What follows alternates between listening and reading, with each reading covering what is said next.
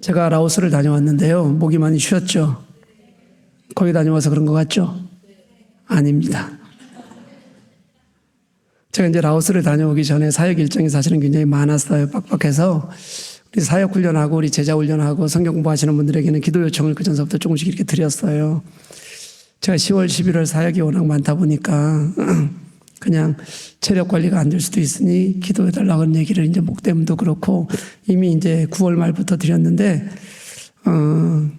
라오스를 가기 전 토요일 날 이미 이제 몸이 안 좋아졌어요. 제가 지난주 2부 예배 때, 여기 대부분 2부 예배 드리신 분들이죠. 설교 시작할 때까지라도 좀 괜찮다가 뒤로 가면서 목이 쉬었다는 거 아시는 분 있어요, 혹시? 알아요? 대부분 모르죠, 솔직히 말하면. 모르죠. 네, 사랑이 없는 겁니다. 알아야 있는 거라니까요. 네. 유튜브 가서 보시면 지난주 설교 한 3분의 2 뒷부분쯤 이렇게 들어보세요. 그리고 다른 설교 아무거나 그 이전 걸로 찍어서 들어보세요. 목소리가 어떻게 차이가 나는지. 아주 이거는 뭐 아무리 못 알아듣는 사람도 딱 들어보면 알 수 있어요. 지난주 설교 3분의 2 뒷부분하고 많이 들을 필요도 없어요. 1초씩만 들으면 돼요. 그리고 그 전에 아무거나 찍어보면 그때부터 이미 안 좋다는 걸 알 수가 있어요. 거기 다녀와서 그런 게 아니라 안 좋은 몸으로 갔다 온 거예요. 그래서 그쪽에 폐 안 끼치려고 애를 많이 썼고 많이 기도하면서 다녀왔는데 그래도 하나님께서 잘 다녀올 수 있게 해주셔서 너무 감사해요. 예, 몸은 기도만으로 안 되고 관리도 해야 된다는 거 여러분도 알죠? 근데 이 목사가 기도만으로 안 된다 이렇게 얘기해도 돼요? 돼요? 진짜 기도만으로 안 되는 게 있어요? 그건 아닌 것 같죠, 또. 맞아요. 기도만으로 안 되는 게 있는 것이 아니라 기도 외에 하나님께서는 우리들에게 필요한 삶을 또 우리의 태도를 우리의 마음을 보시는 거잖아요. 그렇죠? 그래서 우리가 뭐 가만히 앉아서 떡 달라고 입 벌리고 있는 것이 아니라 기도하는 것이 아니라 일도 하는 거잖아요. 그렇죠? 저도 열심히 해야 되겠고 여러분들도 노력 많이 하십시오. 기도와 함께 여러분들의 삶에서 또 하나님께서 건강을 위해서도 같이 기도하셨으면 좋겠어요.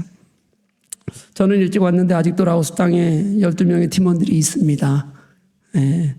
오늘 지금 아마 주일 사역 아마 마무리쯤이지 않을까 싶어요. 이제 마무리하면 이제 조금 있다가 빨리 옮겨서 짐 챙기고 옮겨서 급히 저녁을 먹고 그리고 이제 공항으로 가게 될 것 같습니다. 이제 마무리하고 또 돌아오는 길까지 잘 다녀올 수 있도록 계속 기도해 주시기를 부탁드리겠습니다. 네, 오늘 본문은요, 여러분 지난주 본문과 아주 날카로운 대립을 이루고 있는 그런 말씀이에요. 지난주에는 분명히 예수님에 대한 베드로의 고백이 문장상으로는 정확했단 말이죠. 근데 그게 베드로가 완전해서는 아니라고 제가 말씀을 드렸어요. 근데 오늘 말씀을 보니까 그렇게 고백했던 베드로가 오늘은 완벽하게 엉뚱한 얘기를 하면서 아주 처참하게 꾸짖음을 당하는 장면이 오늘 말씀 속에 그려져 있습니다. 도대체 여러분 왜 이렇게 급격한 변화가 생기는 걸까요?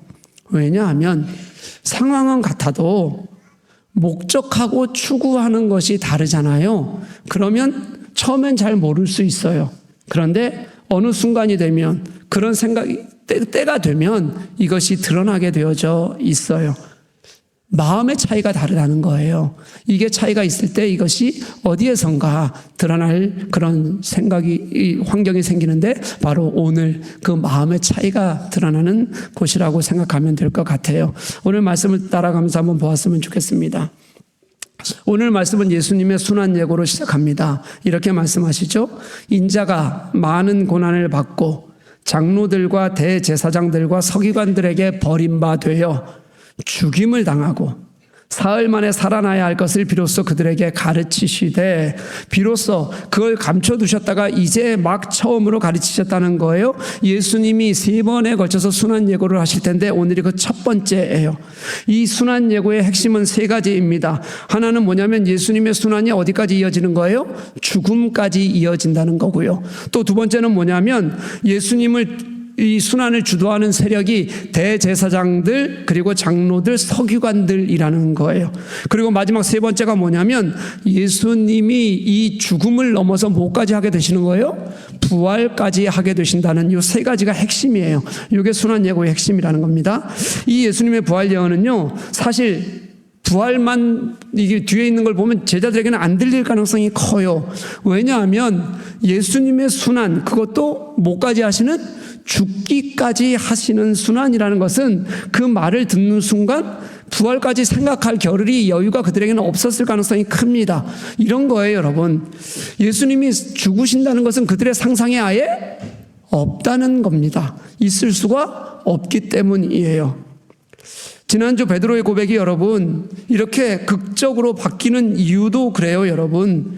그리스도께서 하셔야 할 일이 그들에게는 있어요. 예수께서 그리스도가 되셔서 하셔야 될 사명이 그들이 생각이 분명히 있는데 그 생각과 예수님이 죽으신 것과는 완벽하게 달라요. 그래서는 그들의 사명을 이룰 수가 없어요. 그러니까 그는 지난주에 했던 얘기와 오늘 이야기가 완전히 달라질 수밖에 없다는 거예요. 어떤 차이냐면 이 베드로와 백성들은 민족의 해방을 그리스도가 하실 일이라고 생각했단 말이에요. 근데 하나님은 이 그리스도를 이 땅에 보내신 이유는 모든 사람의 영혼을 해방시키시는, 구원시키시는 하나님의 계획이 있어요. 이 극명한 차이가 오늘 예수님의 순환 예고를 아주 극심한 혼란 속에서 우리들이 바라보게 하는 이유가 되는 겁니다. 이제 이게 무슨 뜻인지 말씀 속에서 하나하나 살펴봤으면 좋겠어요. 먼저 한번 여러분, 이 순환의 핵심이 누구라 그랬어요? 대제사장들, 장로들, 서기관들이라 그랬어요. 이 사람들은 유다 민족의 가장 최고 중요한 핵심 지도자들입니다. 그들이 지금 예수님을 반대하는 건 제자들이 알고 있어요? 모르고 있어요? 알죠. 같이 다니고 있는데 모를 리가 없죠. 그렇게 반대하는 걸. 반대하는 건 제자들이 알아요. 제자들도 그걸 경험하는 거예요. 그런데 예수께서 결국 그들에게 고난을 받고 죽임을 당할 것이라는 건 지금 예수님을 반대하는 사람들이 있더라도 그건 말도 안 되는 거였어요. 이건 어떻게 돼야 되냐면 역전돼야 되는 거였거나 그들도 같이 함께 참여해야 되는 일이 됩니다. 왜냐하면 백성들이 생각하는 메시아나 베드로가 얘기했던 그리스도나 이 제자들이 고백하는 그리스도나 예수가 해야 될 일이 뭐냐면 이스라엘을 로마의 억압과 압제에서 해방시킬 것을 전제하는 것이 지금 이들의 생각이었단 말이에요. 그러니까 지금 대제사장들이나 서기관들이, 장로들이 예수를 핍박하고 억압할 수는 있어요, 지금. 하지만 결국 로마로부터 해방해야 한다는 이 대명제 안에서는 함께 가야 되는 길인데, 그런데 이 대제사장들과 서기관들이, 장로들이 예수를 반대해서 억압해서 그 해방이 좌절된다는 것은 사실은 상상도 할 수 없는 일이었다는 거예요. 이게 지금 백성들에게는 이해할 수 없는 일이 됩니다. 그러니까 베드로는 자기 생각에는 말이 안 되잖아요. 말이 안 되고 그걸 그들이 한다는 것도 말이 안 되고 예수께서 죽으셔야 된다는 것도 말이 안 되는 거예요. 그러니까 그 순환에 반기를 드는 겁니다. 32절 말씀을 보면 뭐라고 얘기하냐면 베드로가 예수를 붙들고 항변했다 이렇게 기록해요. 이 항변하는 말이 여러분 그저 강하게 항의하는 것 같지만 사실은 꾸짖는다는 말이 들어있어요. 제자가 스승을 꾸짖어요, 여러분. 베드로가 예수님을 붙들고 꾸짖었다는 겁니다. 잡고서요. 이렇게 흔들면서요, 여러분. 이게 오늘 뜻이에요. 정말로 전혀 상식적이지 않은 행동을 하고 있는 것을 볼 수가 있어요. 얼마나 베드로가 받았던 충격이 컸는지를 보여주는 것이기도 하고요. 이게 얼마나 심각한 상황이었는지는 예수님의 이어지는 반응에서도 알 수 있습니다. 33절 말씀을 보면 예수께서 돌이키사 제자들을 보시며 베드로를 꾸짖어 이르시되 사탄아 내 뒤로 물러가라. 내가 하나님의 일을 생각하지 아니하고 도리어 사람의 일을 생각하는도다 이렇게 말씀하셨어요. 베드로의 저항도 충격적이지만 예수님의 꾸짖음도 어때요, 여러분? 충격적이죠. 이렇게 말씀하셔도 되는 겁니까? 제자에게 안 되지 않아요? 상처받아요?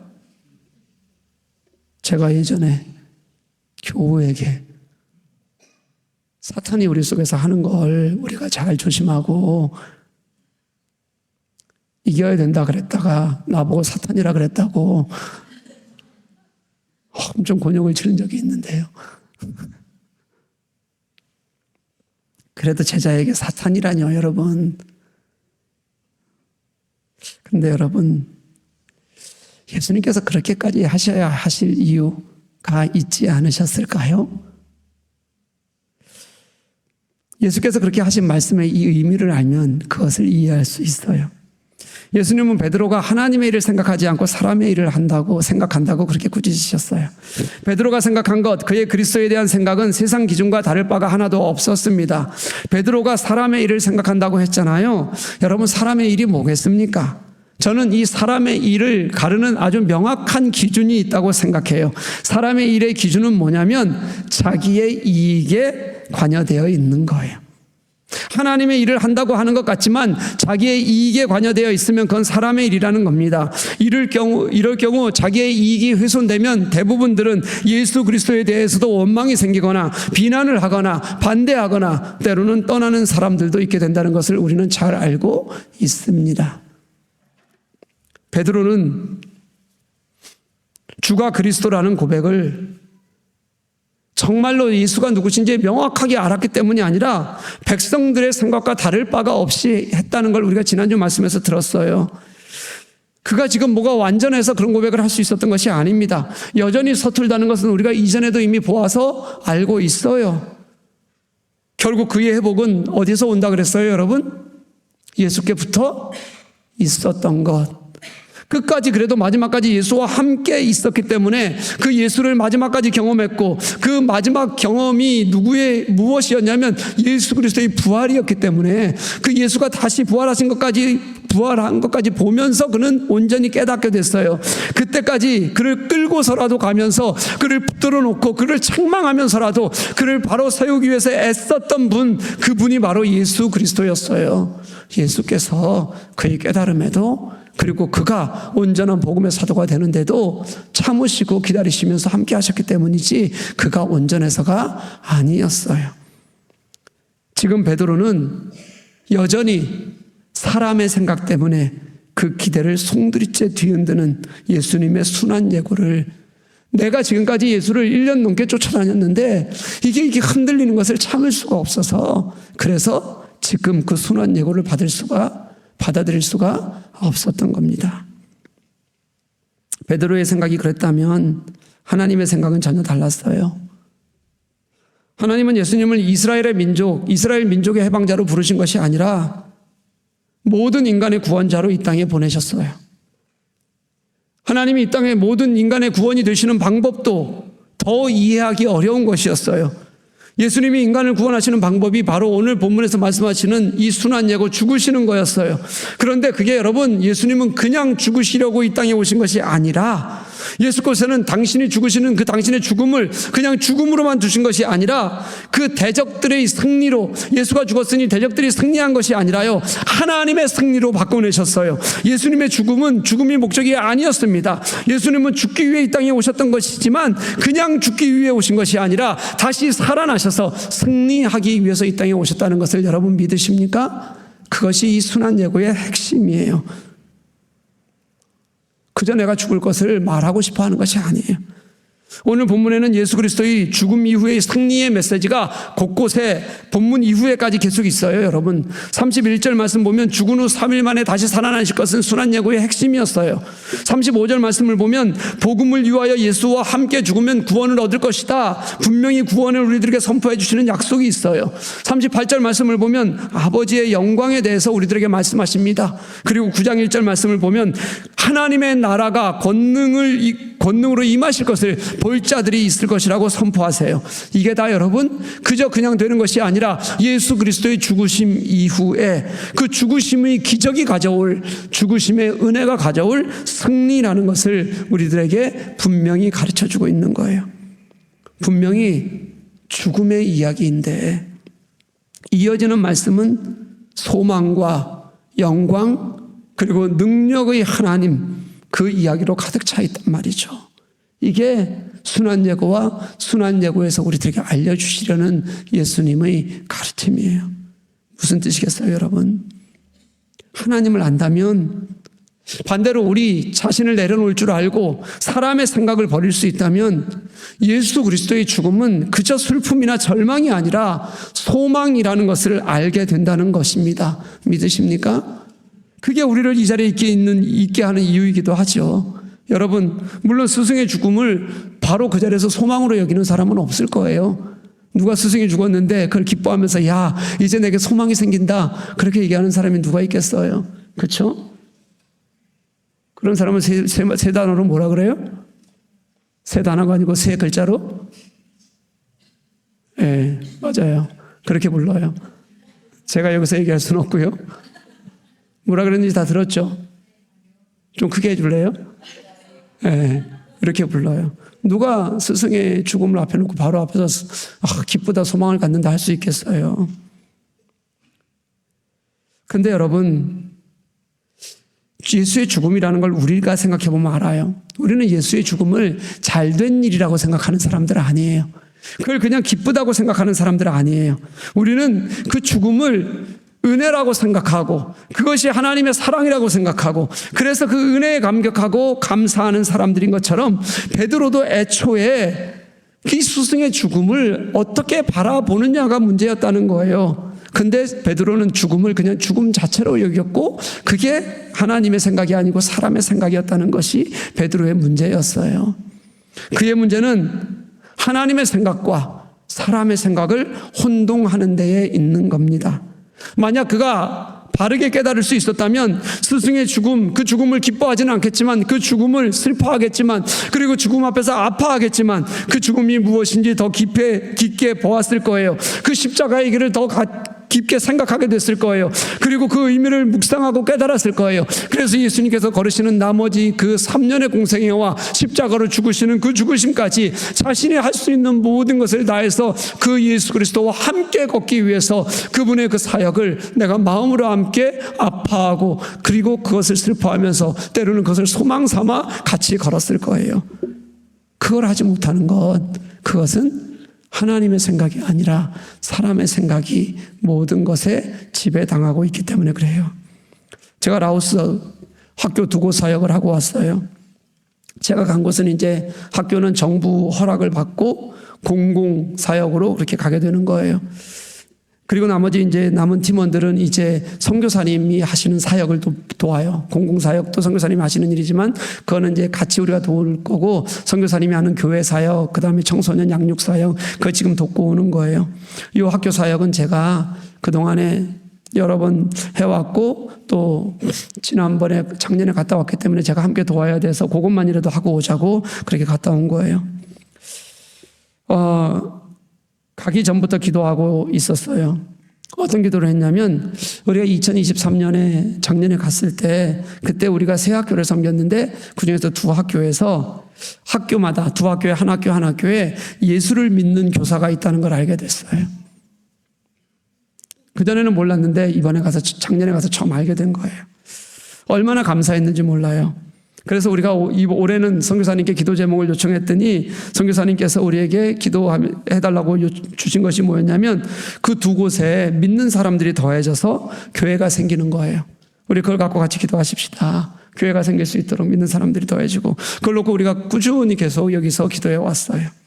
근데 여러분 이번에 갔는데 작년에 자신이 예수를 믿는다고 말했던 그 교사가 저를 불렀어요. 그러더니 이렇게 손가락질을 해요. 손가락질해서 이렇게 쳐다봤더니 거기는 나무들이 많거든요. 나무가 있는데 진짜 2 큰 나무들 사이에 가려서 멀리 하얀 건물이 하나 보이는 거예요. 그 하얀 건물에 뭐가 달려 있었을까요? 십자가가요. 그러면서 그렇게 환하게 웃는 그 웃음을 저는 지금 이제 오랫동안 잊지 못할 거예요. 기도하면서 갔는데 하나님께서 이미 이루신 그 기도 제목을 우리 앞에 이렇게 펼쳐놓으시는 것 같은. 제가 처음 라오스 방문했던 게 8년 전이거든요. 그때도 그 학교를 갔었고 갈 때마다 매번 거의 한 번 빼놓고 다 갔던 것 같아요. 우리 교회 선교팀이 이제 세 번째 그 학교를 가요. 근데 8년 만에 기도하면서 섬기는 곳에 교회가 세워져 있는 걸 보게 됐어요. 한국에 교회 세워지는 건 뭐 쉬운 일이라 뭐 아무 일 아니에요. 프랑크푸르트에 한국교회, 한인교회 늘 세웠다 없어져요. 아무 일 아니에요. 그런데 하나님께서 이미 우리의 기도 제목과 우리의 헌신과 그게 우리 때문에 됐다는 얘기 아니에요, 여러분. 우리 때문에 됐다는 얘기가 아니라 그렇게 하나님께서 그곳에 하나씩 교회를 세워가시는 하나님의 마음을 보여주시는데 얼마나 감사했는지 몰라요. 정말 가슴이 뛰고 기뻤어요. 여러분, 공산국가입니다. 거기다가 그곳은 개인의 수도와 그리고 정진을 중시하는 소승불교의 나라예요. 소승불교의 나라라는 얘기는 개인이 수도, 지금도 거기는 탁발성이 있어요. 있는 게 아니라 다 탁발을 해요. 말 잘못했네요. 아직도 여전히 다 탁발로 그들은 먹고 살아요. 중들이. 그런 나라예요. 탁발이 뭔지 알아요, 여러분? 모르시는구나. 설명 안 했으면 아침에 나가서 문 두드려서 밥 얻어오는 거예요. 그럼 사람들이 그게 자신의 뭐예요? 이 자신이 그 부처를 섬기고 그것을 자신이 어떻게 하는 거예요? 잘 자신의 은공을 쌓는 일이에요. 그래서 푸짐하게 밥을 주면 그걸 갖다가 아침부터 점심까지 먹어요. 그 저녁은 그들 굶어요. 그러면서 여전히 모든 중들이 그렇게 먹고 사는 나라가 라오스예요. 그만큼 불교 나라라는 거예요. 그곳에서 예수를 믿으면 불이익이 따라와요. 삶의 현장에서 마이너리티가 되는 겁니다. 고급 공무원은 꿈꾸기도 어렵습니다. 그럼에도 불구하고 교회가 세워지고 그곳에 예수를 믿는 사람들이 모이고 저는 그게 제자의 길이지 자기 이익을 따라 달라지는 건 제자도가 아니에요. 우리가 이제 제가 다음 강의에서 제자도가 무엇인지를 이 본문 내용에 나오는데 그 내용을 아주 분명하게 다룰 텐데 제자도의 핵심은 나를 죽이는 겁니다. 누구처럼이냐면 하나님이 이 땅에 오셔서 십자가에 죽으시기까지 자기를 죽이셨던 그 예수 그리스도처럼 자기를 죽이는 것, 그게 여러분 제자도의 핵심이에요. 사랑하는 교회 여러분, 저는 우리 그리스도인들이 예수를 따르고 믿는 이유가 우리가 상상할 수 없는 방법으로 예수께서 하나님께서 그 일을 이루셨기 때문이라고 생각해요. 만약에 우리가 상상할 수 있는 방법, 우리가 할 수 있는 방법으로 하셨다면 그래 누구나 할 수 있지 뭐. 나도 조금만 노력하면 할 수 있지. 조금 이상하면 그거 왜 못하라고 우리가 그렇게 말했을 거예요. 그런데 여러분 그게 아니라 하나님이 이 땅에 오셔서 제자들에게 공격을 당하고 자신들을 제사장들에게 공격을 당하고 자신을 따르던 사람들에게 버림을 받고 그래서 결국 죽어서 십자가에 매달리는 그것이 메시아 사명이었다는 그걸 누가 여러분 상상이나 해봤겠어요. 그러니까 오늘 베드로가 이렇게 얘기하는 건 사실은 그렇게 큰 대단한 일도 아니에요. 사실은 누가 그걸 상상이나 해봤겠어요. 그런데 그런 일이 일어났고 그 하나님의 놀라운 역사가 우리들에게 전해졌고 그래서 지금은 25억 명의 사람들이 전 세계의 30%가 넘는 사람들이 예수 그리스도를 그 십자가의 예수를 나의 구주로 믿는 은혜가 넘치게 일어나게 된 거예요. 이게 하나님의 일이었다는 말이에요. 오늘 마가는 지난주에 그 고백 그리고 오늘 이 충격적인 반항하는 이 베드로를 보면서 이 둘 사이의 팽팽한 긴장감은 누구밖에 해결할 수 없다고 말씀하시는 거냐면 하나님이신 예수 그리스도 밖에 없다는 걸 묶어내고 싶어 하는 거예요. 그분이 다시 부활하셔야지만 살아나셔야지만 부활이 예수 그리스도의 패배가 아니라 사명을 완성하고 일어서게 하시는 힘이라는 것을 분명하게 마가는 우리들에게 보여주고 있는 겁니다. 제자들이 이걸 완전히 깨달았을 때는 3년간 공생의 기간 쫓아다닐 때 아니었어요. 예수께서 죽던 시간에도 그들은 정확히 이해하지 못했어요. 오늘 본문의 구절대로 말하자면 인자가 고난을 받고 버림받아 죽임을 당하고 사흘 만에 살아나셨을 때 그때야 제자들은 깨닫게 됐어요. 그게 하나님이 우리를 위해 하신 일이라고요. 사랑하는 여러분, 베드로에게 왜 사탄아 내 뒤로 물러가라고까지 그렇게 말씀하셨을까요? 순한 예고는 그저 예수님이 당하실 일을 말해주는 것이 아니에요. 그저 예수께서 당하시고 고난당하시고 죽으신다는 정보 이야기 나눠주려고 하는 것이 아니에요. 하나님께서 이미 그 이전에 우리를 위하여 하신 계획을 행하시는 과정 속에 있고 성취해가는 과정이라는 것을 우리에게 보여주시는 거예요. 그러니 우리가 늘 기억하고 보아야 될 것은 지금 내 눈에 보이는 것이 아니라 이것이 하나님의 계획인지 하나님의 뜻인지 이것을 하나님께서 성취해 가시는지 이게 훨씬 더 중요하다는 것을 우리들에게 주님은 가르쳐주고 계시는 거예요. 그런데 베드로는 여전히 사람의 일, 자기의 이익을 위해 예수님을 꾸짖고 비난하기까지 했어요. 여러분, 항변한다는 뜻에는 꾸짖는다는 뜻뿐만 아니라 비난하다는 말도 같이 들어가 있어요. 자기의 이익을 위해서 예수님의 길을 어떻게 하려고 한 거죠? 막으려고 하는 거예요. 그것도 지금까지 보이지 않았던 과격함과 폭력성을 가지고 그걸 막으려고 하는 거예요.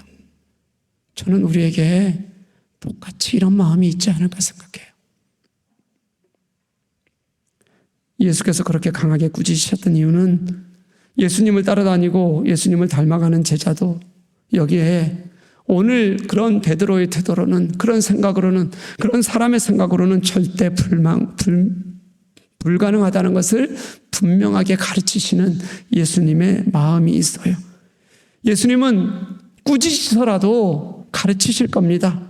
왜냐하면 그가 가지고 있는 생각을 바꾸지 않고서는 자신의 이익을 위해서 스승을 따르는 것을 당연하게 여겨서는 그것은 욕망이지, 욕망이 커져서는 괴물이 되지 절대 제자가 될 수 없다는 것을 예수님은 그에게 끝까지 포기하지 않고 가르쳐 주실 것이기 때문에 오늘 그러는 거예요.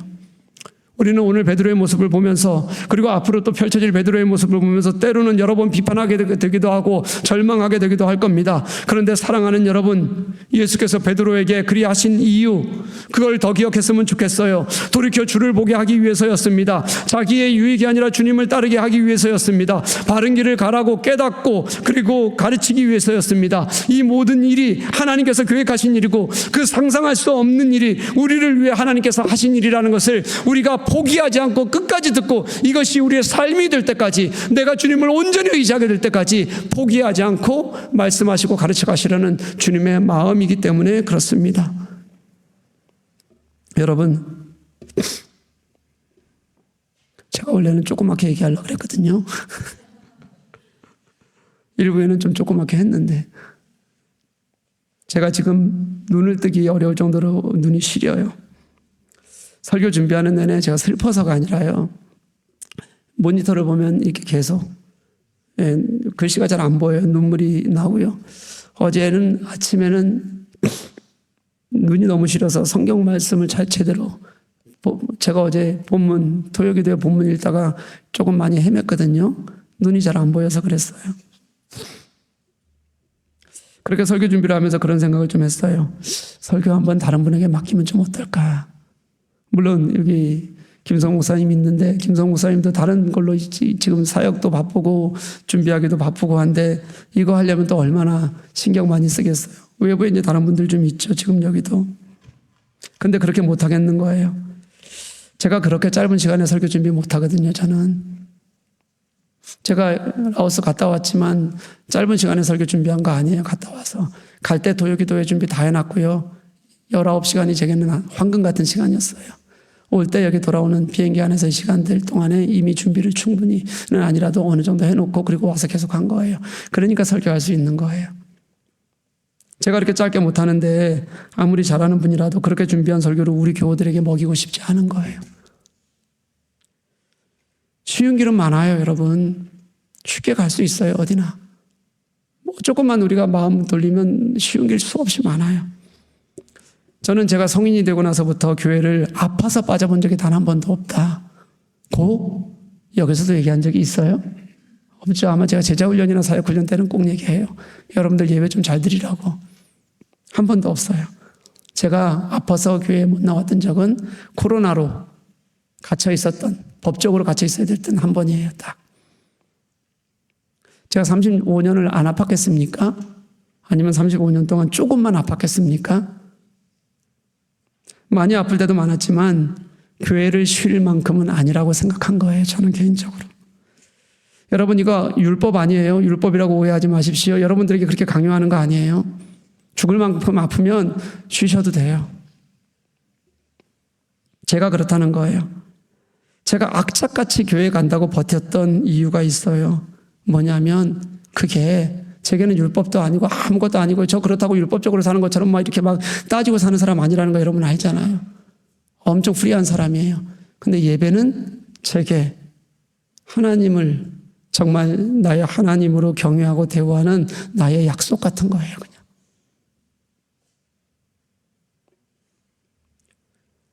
지금도 몸에 열은 나고 때로는 춥고요. 전형적인 몸살 감기 있습니다. 목소리는 여러분들이 듣는 그대로예요. 기침 나고 콧물도 나요. 제가 헤르페스 약 되게 좋은 거 갖고 있는 거 여러분 알아요? 그 집에 쌓아놓고 있어요. 저 이 이야기를 늘 바르기 때문에 원래 제가 우리 교회 초기에는 헤르페스 늘 달고 다녔어요. 근데 어떤 분이 약을 소개해 줬는데 그 약이 너무 잘 들어서 올라 그러면 바르면 싹 사라져요. 기가 막혀요. 그래서 제가 늘 발라서 없애는 거예요, 미리. 이번 지금 한 달 동안 헤르페스 약을 2통을 썼어요, 제가. 한 달 동안. 근데 아무리 발라도 결국은 안 되고 올라오는 놈이 하나 생겼어요. 계속 바르는데 죽으라고 올라오는 놈이 하나 생겼어요. 지금 혓바늘도 다 돋아 있어요. 눈은 시려서 계속 모니터 같은 거 보기 힘들어서 계속 감고 있어야 돼요. 저 혼자 있을 때는. 그런데 여러분, 제가 설교하지 않더라도 저는 예배 자리에 나왔을 거예요. 당연히. 왜냐하면 진짜 제가 이 몸보다 예배가 더 먼저라는 생각을 저는 버릴 수가 없어서 그래요. 예배는 제게 하나님의 일이에요. 그죠? 그냥 하나님의 일이에요. 제가 하나님의 일을 생각한다면 가장 먼저 예배를 떠올려요. 내가 가장 먼저 할 수 있는 일을 찾아서 해야 된다면 저는 예배할 거예요. 다른 거 먼저 안 해도 괜찮아요. 하나님을 예배하는 것보다 더 소중한 게 없어요. 예배는 제게 상상할 수조차 없는 십자가로 그렇게 내 상상을 뛰어넘는 일로 우리의 구원을 이루신 하나님의 일에 대한 저의 마지막 내가 할 수 있다고 여기는, 그래서 해야 된다고 여기는 하나님과의 약속 같은 거예요. 여러분들에게 예배드리라고만 말씀드리는 거 아니에요. 단순히 예배 말씀드리려고 하는 게 아닙니다.